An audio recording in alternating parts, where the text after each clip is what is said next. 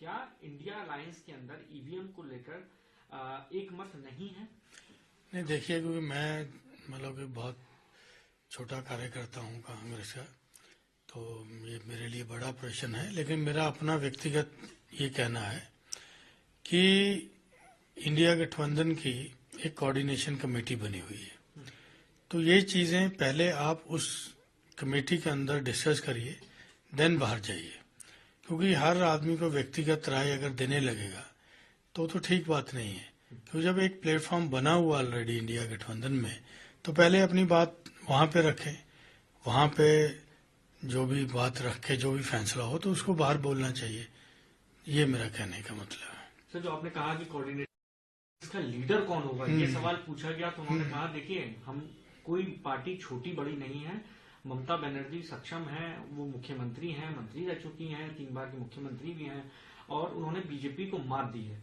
तो एक तरीके से वो उनके पक्ष में खड़े होते हुए नजर आ रहे हैं। लेकिन अलग अलग नेताओं के अलग अलग कहना है कि कोई कहता है कि गांधी परिवार के अलावा भी कोई होना चाहिए जो इंडिया ब्लॉक को लीड करे। आप बतौर नेता, आपको क्या लगता है, क्या इंडिया ब्लॉक को कोई और लीड कर सकता है कांग्रेस के अलावा? नहीं, देखिए, अगर पार्लियामेंट की अगर देखा है तो हमारी सबसे ज्यादा सीट है, ठीक है। एक उसके नाते जनरली ये होता है कि जो सबसे बड़ा दल होता है उसी को लीड करने का वो होता है। तो अब ये है कि कोई पार्टी कह रही है कि ऐसा है, ये उनका प्रश्न है, इसका उत्तर मैं तो क्यों दूंगा, ठीक है। दूसरा, मैंने फिर वही कहा कि ये चीजें कोऑर्डिनेशन कमेटी जो बनी है ये उसके मुद्दे हैं, ठीक है। वो आपस में बैठ के फैसला कर लेंगे, जो फैसला होगा सबको मंजूर होगा। सर, यूपी में आज योगी आदित्यनाथ अलग अलग बातें कही और जिक्र किया, संभल का जिक्र किया कि भैया एनसीआरबी का डाटा उठा के देख लीजिए, पहले कितने दंगे होते थे, कितने लोगों की मृत्यु होती थी, उसमें उन्होंने आंकड़ा भी पेश किया। संभल में कहा कि बिना सबूत के हमने किसी को भी गिरफ्तार नहीं किया है। अब क्योंकि वहां पर खंडित मूर्तियां भी पाई गई हैं कुएं के अंदर, तो उस पर भी अब राजनीति हो रही है। तमाम यूपी के नेता अब एक तरफा कह रहे हैं कि भैया ये दबा के रखी हुई थी, कोई जान नहीं सकता। नहीं, चलो, मतलब देखिए, ये तो मतलब क्योंकि उनको हर बार कुछ ना कुछ करना है कि बीजेपी जिस तरह की राजनीति कर रही है वो हिंदुस्तान की जनता समझ रही है। क्योंकि इस तरह की राजनीति बहुत दिन चलती नहीं है, क्योंकि लोगों को आज मुद्दे हैं बेरोजगारी का, महंगाई का, ठीक है, इस तरह के मुद्दे हैं। तो देश की सुरक्षा का, ये इस तरह के मुद्दे मेन है। क्यों एनसीआरबी की आप बात कर रहे हो, तो अब यूपी का क्राइम रिकॉर्ड में कितना नंबर है जरा जान लीजिए।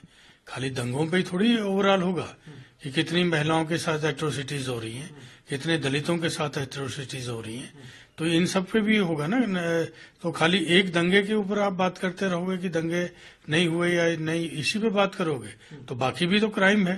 वो पूरे सूबे के हेड हैं, ठीक है। कोई एक मतलब दंगों के हेड नहीं है कि उनको ओवरऑल सूबे के अंदर शांति देनी, ठीक है।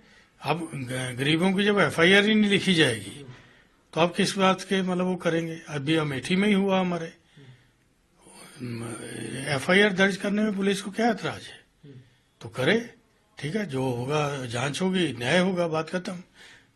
सर, एक आखिरी सवाल ले लेता हूँ, क्योंकि आप लोग आश्वस्त सरकार बनाने जा रहे हैं, लेकिन चुनाव में देखा गया कि आम आदमी पार्टी और बीजेपी के बीच में एक तो रोहिंग्याओं का मसला ज्यादा उठाया जा रहा है, और आम आदमी पार्टी खासतौर पर लॉ एंड ऑर्डर पर सवाल खड़े कर रही है और बीजेपी को घेरने की कोशिश में लगी हुई है। आज तो अखिलेश यादव भी गए, कहा कि हम आपके साथ खड़े हुए हैं। ऐसे में कांग्रेस अपने आप को इन चुनावों में दिल्ली के अंदर कहाँ देखती है?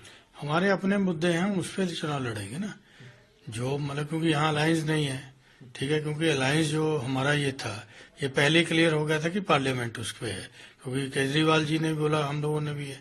तो लेकिन यहाँ पे हम उनके साथ मतलब लड़ेंगे, हम भी अपनी ताकत के साथ लड़ेंगे, तो वो भी अपनी ताकत से लड़ेंगे, बीजेपी भी अपनी ताकत से लड़ेगी, ठीक है। तो इसलिए लड़ेंगे, तो अपने मुद्दे उनके अपने, हमारे अपने होंगे।